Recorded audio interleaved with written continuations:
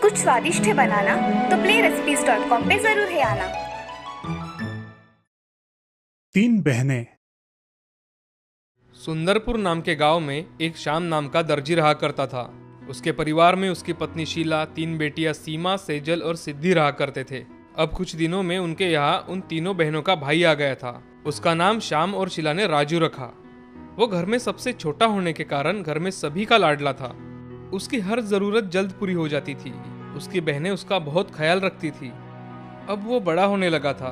उसे सीमा सिखाया करती थी। सेजल और सिद्धि उसे खाना खिलाती और उसकी देखभाल किया करती थी। अब कुछ दिनों बाद जब राजू थोड़ा बड़ा हो गया, तब शीला अपने पति के साथ दुकान में जाकर काम करने लगी। ये सब देखकर सीमा एक दिन शीला से, माँ, अब तुम हर रोज दुकान जाओगी? हाँ बेटी, मुझे तो जाना ही पड़ेगा, नहीं तो हमारे घर का गुजारा कैसे होगा। माँ, तुम जाओ दुकान, हम यहाँ राजू का अच्छे से ख्याल रखेंगे। मैं दुकान जा रही हूँ, ठीक है? बस तुम तीनों झगड़ा मत करना।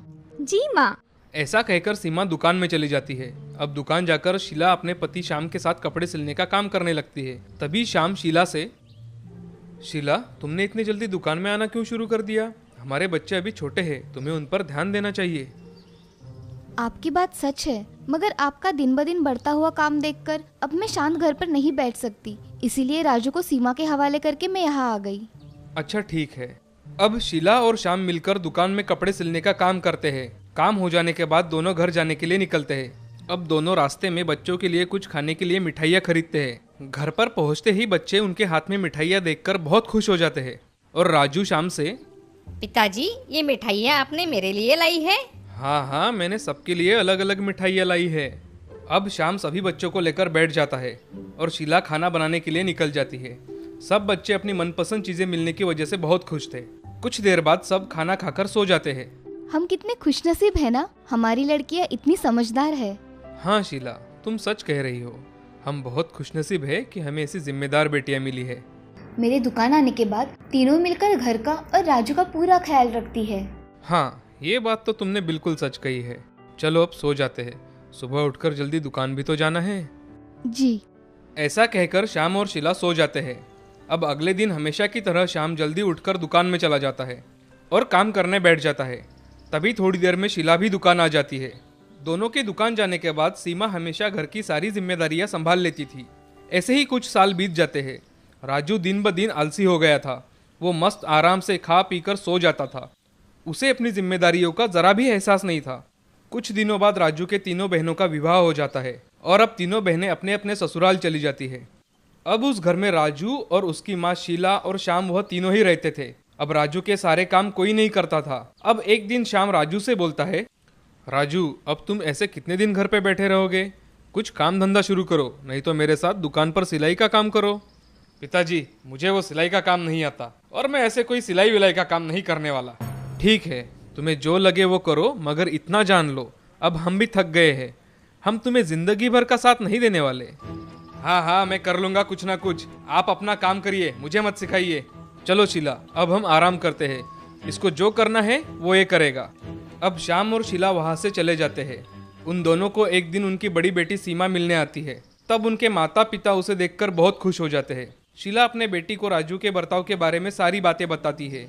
ये सब सुनकर सीमा अपने माँ पिताजी से, माँ, पिताजी, आप दोनों ने बहुत मेहनत की है। अब आपको बाहर किसी तीर्थ पर जाना चाहिए और अपना थोड़ा समय व्यतीत करना चाहिए, जिससे आपके मन को शांति मिल सके और राजू को अपनी गलतियों का एहसास हो सके।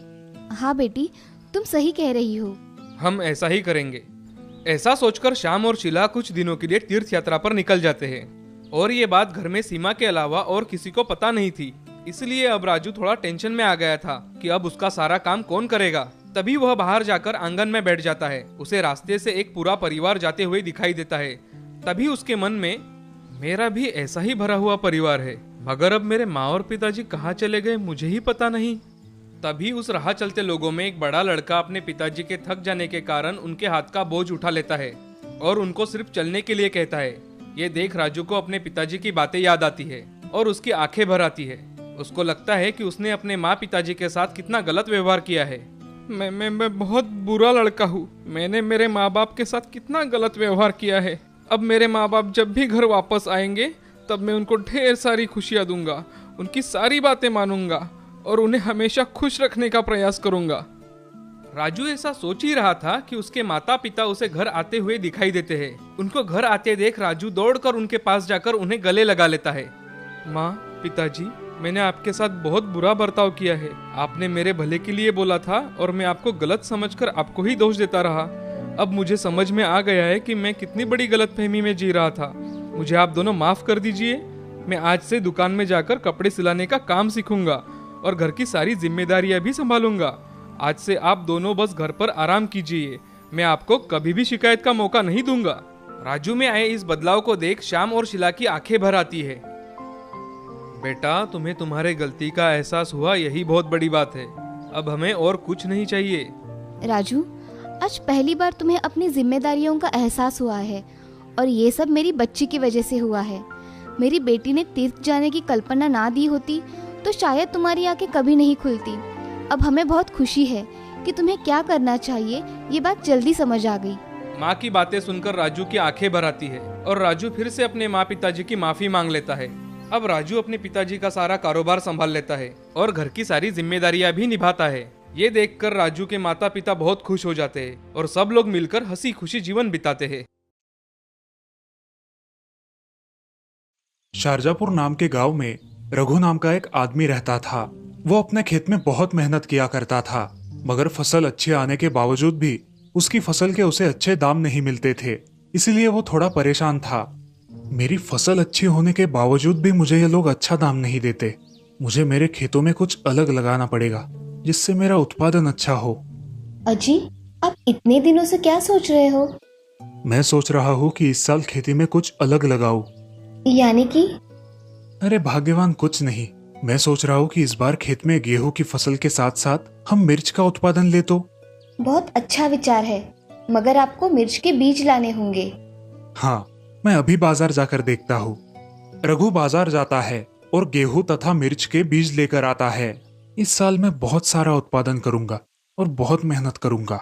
ऐसा बोलकर वो खेत में जाकर बीज बो देता है। उनकी अच्छे से देखभाल करता है, मगर देखभाल करते समय उसका ध्यान ही नहीं रहता। वो बहुत अनाज आने के चक्कर में जरूरत से ज्यादा पानी पौधों को दे रहा था। अजी, ऐसा करोगे तो हमारे पूरे पौधे काम से चले जाएंगे।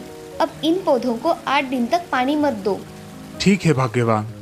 ऐसे ही कुछ महीने बीत जाते हैं। धीरे धीरे खेत के सारे पौधों को मिर्च आ जाती है। रघु वो मिर्च निकालकर बाजार में बेचने जाता है तो व्यापारी उससे बोलता है, अरे ये बहुत छोटी मिर्च है, इसके दाम बहुत कम मिलेंगे, समझे? अरे साहब, कुछ तो दाम बढ़ा दो। नहीं नहीं, इससे ज्यादा मैं तुम्हें 1 रुपया भी नहीं दूंगा। ये सब सुनकर रघु निराश हो गया और जितने पैसे मिले उतने लेकर घर चला आया। उसका उतरा हुआ चेहरा देखकर शीला ने कहा, अजी, क्या हुआ? आपका चेहरा क्यों इतना उतरा हुआ है? भाग्यवान, इतनी मेहनत करने के बाद हमें क्या मिला? और अपनी मिर्च भी इतनी अच्छी नहीं, ऐसे बोल रहा था वो। हमारी मिर्च तो अच्छी थी।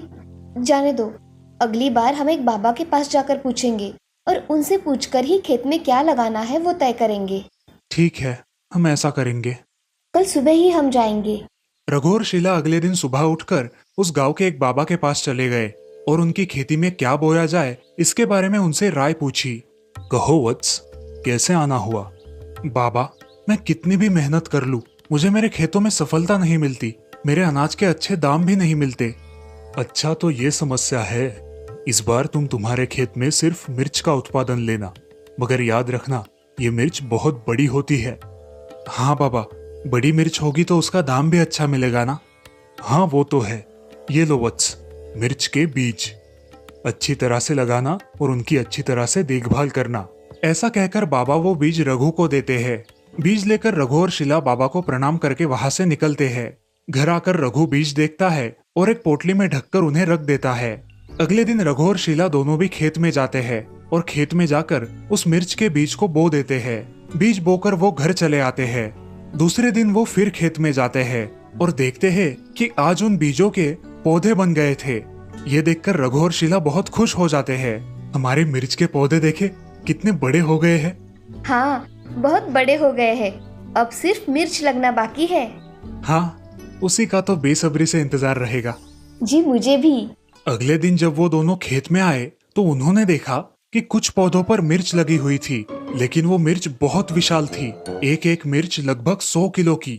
उन्हें बाजार में ले जाने के लिए रघु ने एक ट्रक वाले को बुलाया। भाई साहब, मेरे खेत की मिर्च बाजार में जाकर बेचनी है, उसे लेकर जाना है। जी ठीक है, मैं आपकी मिर्च बाजार में पहुंचा दूंगा, मगर मुंह मांगी कीमत देनी होगी। हाँ भाई, दूंगा, पहले चलो तो। रघु और ट्रक वाला खेत में आकर देखते हैं और ट्रक वाला रघु से कहता है, अरे भाई रघु, ये मिर्च इतनी बड़ी कैसे हो गई? इतनी बड़ी मिर्च तो मैं मेरी जिंदगी में पहली बार देख रहा हूँ। भाई ये थोड़ी अलग किस्म की मिर्च है, आप इसे लेकर बाजार चलोगे ना? अरे नहीं भाई, इसको कौन उठाएगा, और मेरे ट्रक में ये बैठेगी भी नहीं। अच्छा, तो मैं इसे बाजार लेकर कैसे जाऊँ? रघु, तू क्रेन वाले के पास चला जा, वो तेरी मदद करेगा। ठीक है। ऐसा कहकर रघु क्रेन के मालिक के पास जाता है और उसे बोलता है, मुझे मेरी मिर्च बाजार जाकर बेचनी है, अगर आपकी कुछ मदद हो जाती तो बहुत अच्छा होता। क्या लेकर जाना है? मिर्च? अरे भाई, तुम मजाक कर रहे हो क्या? अरे नहीं भाई, मेरे खेत में बहुत बड़ी मिर्च का उत्पादन हुआ है जिसे मुझे बाजार जाकर बेचना है, क्या आप मेरी मदद कर पाओगे? हाँ भाई, मगर कोई मिर्च इतनी बड़ी कैसे हो सकती है? अब खुद चलकर देख लो, बाद में बोलना। ठीक है। ऐसा कहकर रघु और क्रेन वाला रघु के खेत में आते हैं। खेत में लगी मिर्च देखकर क्रेन वाले की आंखें फटी की फटी रह जाती है। वो रघु से कहता है, रघु, तुम्हारे खेत में इतनी बड़ी मिर्च कैसे आ गई? मैंने मेरी जिंदगी में इतनी बड़ी मिर्च नहीं देखी। हाँ, वो जादुई मिर्च है ना, इसीलिए। चलो, अब ये मिर्च बाजार में लेकर जाते हैं, इसे अच्छे दाम में बेचूंगा। जी। ऐसा कहकर क्रेन वाला और रघु वो मिर्च उठाकर मार्केट में लेकर जाते हैं और वहां जाकर रघु व्यापारी से, भाई साहब, इस बार मेरी मिर्च बहुत अच्छी आई है, इस बार आपको मुझे अच्छे दाम देने होंगे। हर बार की तरह निम्न क्वालिटी की मिर्च लेकर आए होगे तुम। अरे एक बार देख तो लीजिए। व्यापारी उस मिर्च को देखकर दंग रह जाता है। रघु भाई, ये मिर्च सिर्फ मैं ही खरीदूंगा और तुम किसी को नहीं बेचोगे, समझे? मगर इसकी मुझे मुंह मांगी कीमत चाहिए। अरे रघु, इस मिर्च का पाउडर बनाया तो पूरा गांव साल भर उसका पाउडर खाएगा, इतनी बड़ी मिर्च है ये, इसलिए तुम्हारे सारे खेत की मिर्च मैं ही खरीदूंगा। जी भाई साहब, मैं आपको ही दूंगा। ऐसा कहकर व्यापारी रघु को बहुत सारे एडवांस पैसे देता है। पैसे लेने के बाद रघु अपने खेत की सारी मिर्च उसी व्यापारी को बेच देता है और इस तरह हर साल वो बहुत ज्यादा मिर्च का उत्पादन करने लगा। कुछ ही दिनों में बहुत अमीर हो गया। सारे गांव में रघु के मिर्च के चर्चे होने लगे और उस जादुई विशाल मिर्च की वजह से रघु और शीला खुशी खुशी रहने लगे। इस कहानी से हमें ये सीख मिलती है कि जिंदगी में हमेशा कोशिश करनी चाहिए, नसीब भी कोशिश करने वालों का साथ देता है। रामगढ़ नाम के गांव में एक किसान हरि और उसकी पत्नी सुमन रहते थे। हरि बहुत गरीब इंसान था। उनके 2 बेटे थे, सागर और भूषण। हरि और उसकी पत्नी हर रोज खेत में जाकर काम किया करते थे। वो दोनों अपने खेत में काम करने के अलावा दूसरों के खेतों में भी मजदूरी किया करते थे। फिर भी कुछ खास आमदनी नहीं होती थी और उसकी पत्नी को हमेशा अपने दोनों बेटों की चिंता लगी रहती थी। अजी सुनते हो, अगर ऐसा ही चलता रहा तो हम अपने बेटों का पालन कैसे करेंगे? सुमन, हम दिन रात मेहनत करेंगे, भगवान कभी भी मेहनत करने वालों को पीछे नहीं रखते। सागर और भूषण को ये सब बातों के बारे में पता था कि उनके घर की हालत कुछ खास नहीं थी। वो दोनों भी स्कूल के बाद घर आकर माता पिता को काम में मदद किया करते थे। वो कभी भी कोई ऐसी चीज की मांग नहीं किया करते थे जो उनके माँ पिताजी उन्हें नहीं दे सकते थे। दोनों ही बड़े समझदार थे। अरे भूषण, जरा यहाँ आओ, वो मुझे तुमसे कुछ बात करनी है।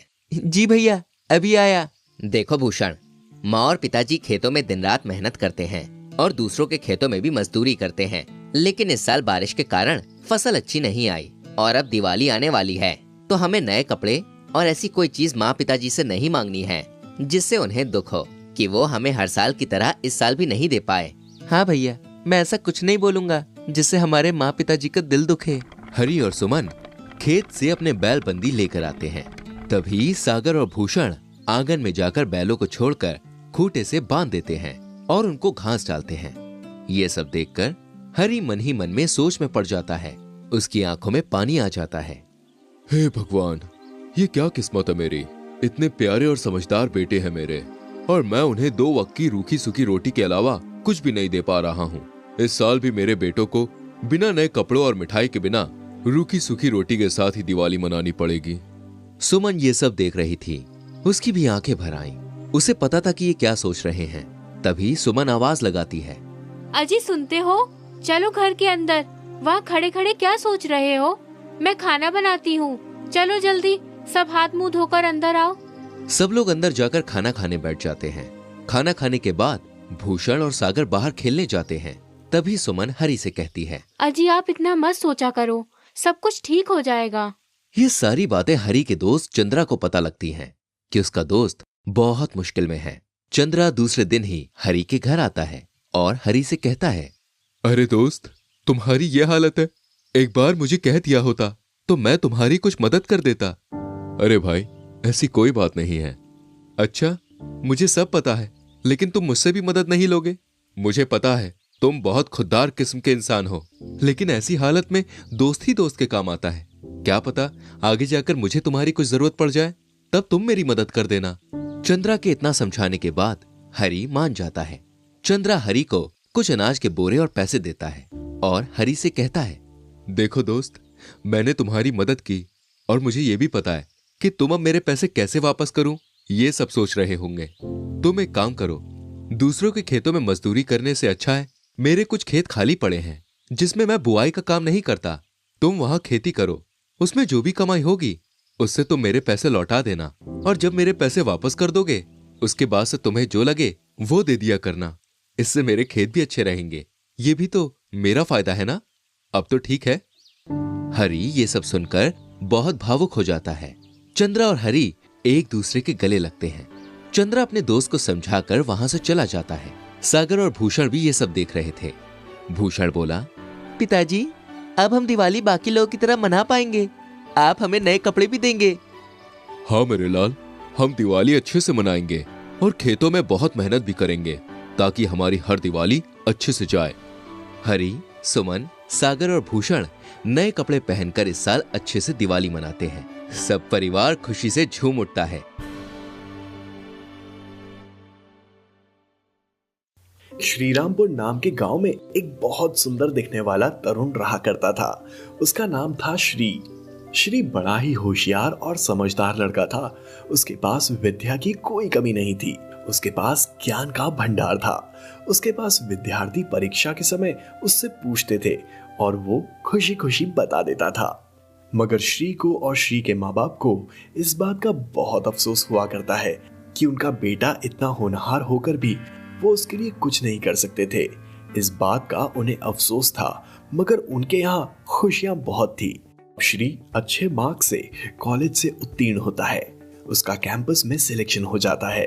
अब उसे एक नामांकित कंपनी में इंटरव्यू के लिए जाना होता है। आज बड़े उदास दिख रहे हो, क्या हुआ? पिताजी, आपसे कुछ छिपा नहीं है।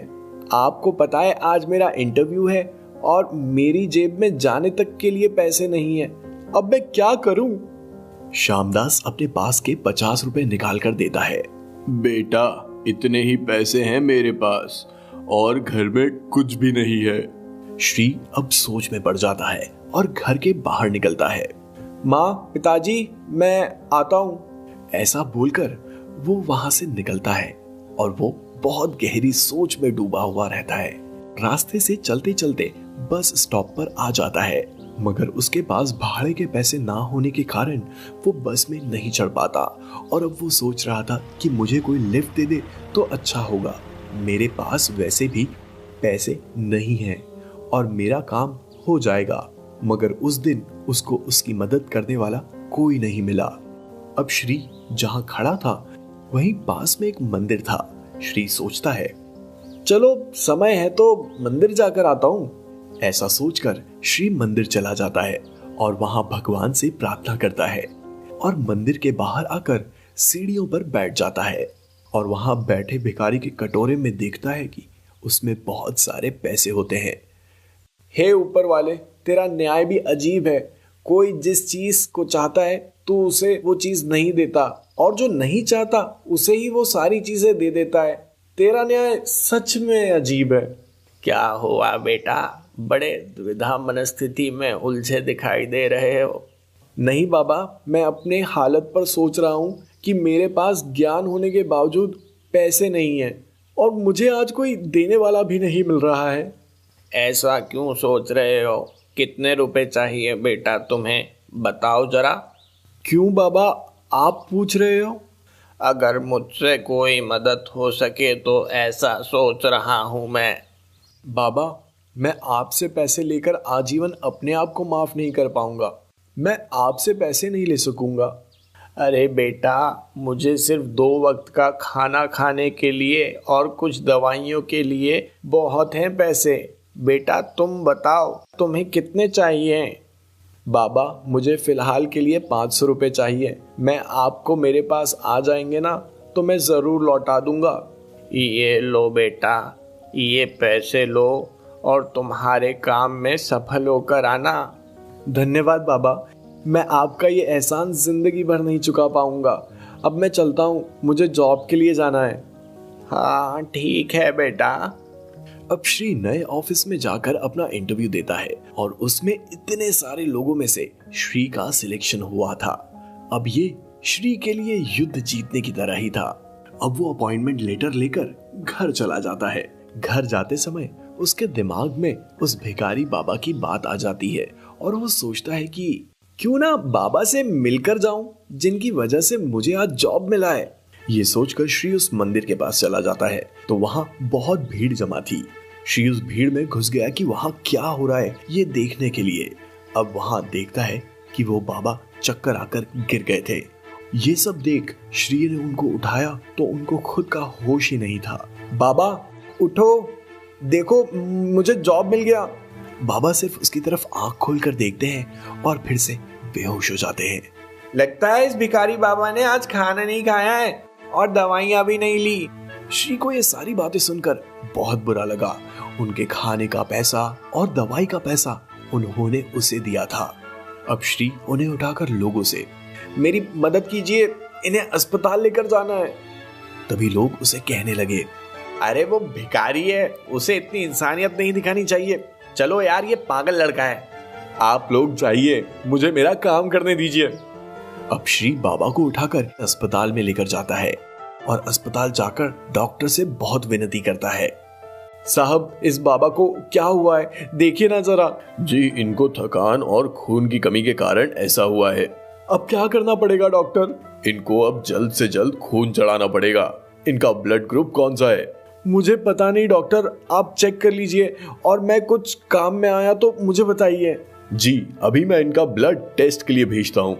श्री अब उस अस्पताल में रुकता है और एक अपने घर में फोन करके इत्तला कर देता है। अब उस बाबा के ब्लड रिपोर्ट आ गए थे। उनका ब्लड ग्रुप O पॉजिटिव था और इत्तेफाक से श्री का ब्लड ग्रुप भी O पॉजिटिव ही था। डॉक्टर साहब, मेरा खून इस बाबा को अगर चल सकेगा तो आप मेरा खून ले लीजिए। मगर हमें आपके खून के सैंपल टेस्ट करवाने होंगे, बाद में सारी प्रोसेस करनी पड़ेगी। डॉक्टर साहब, आपको जो करना है आप कीजिए, बाकी मैं खून देने के लिए तैयार हूँ। अच्छा ठीक है, आप अपना खून टेस्ट करवा लीजिए, बाद में देखते हैं। अब श्री अपना ब्लड टेस्ट करवा लेता है और वह बाबा को खून दे सकता था, इसीलिए अब श्री बाबा को खून दे देता है और उनके पास बैठ जाता है उनकी चिंता में। कुछ देर बाद बाबा को होश आ जाता है और होश आने के बाद वो देखते हैं कि वो अस्पताल में है और उनके पास श्री बैठा है। बेटा, तुम्हारे जॉब का क्या हुआ, मिली या नहीं मिली जॉब? श्री की आंखों में आंसू थे और वो बोल रहा था, बाबा, आप मेरे जैसे अनजान इंसान के लिए खुद का खाना और दवाइयों के पैसे मुझे दे दिए और ये हाल हो गया आपका। ये सब मेरी वजह से। अरे नहीं बेटा, ऐसा कुछ नहीं, सब कुछ होना नियति में लिखा होता है। अब बताओ, मिली या नहीं जॉब? हाँ बाबा, मिली जॉब और अच्छी तनख्वाह वाली है। अच्छा है। अब वह डॉक्टर आकर उन्हें सारी हकीकत बता देता है कि कैसे श्री ने उन्हें अस्पताल लाया, उन्हें खून दिया, ये सारी बातें। और ये सब सुनकर बाबा की आंखों में आंसू आ जाते हैं। डॉक्टर साहब, आज मुझे मेरा बेटा मिल गया, अब मुझे कोई चिंता नहीं है। हाँ बाबा, आप मेरे पिताजी के समान हो। आज से आप मेरे साथ मेरे घर में रहोगे और हम सब मिलकर एक अच्छा परिवार बनकर रहेंगे। मुझ जैसे अभागी को परिवार मिल गया, और क्या चाहिए मुझे। अब अगले दिन बाबा अस्पताल से छुट्टी हो जाते हैं और श्री और बाबा घर चले जाते हैं। श्री अब अपने माँ और पिताजी को सारी बातें समझाता है। आपने मेरे बच्चे की मदद की, ये बहुत बड़ी बात है। आओ ना, इस घर में तुम्हारा स्वागत है। अब आप हमारे साथ ही रहेंगे, है ना श्री की माँ? हाँ हाँ बिल्कुल, ये भी कोई पूछने वाली बात है। भाई साहब अब हमारे साथ ही रहेंगे। उनका सबका प्यार देखकर बाबा की आंखें भर आई और वो श्यामदास को गले लगाकर रोने लगता है। बाबा को कितने दिनों बाद एक परिवार मिला था। अब श्री, उसकी माँ, पिताजी और भिखारी साथ साथ में एक परिवार की तरह रहने लगे। अब श्री की तनख्वाह भी अच्छी थी। अब सब खुशी खुशी जीने लगे।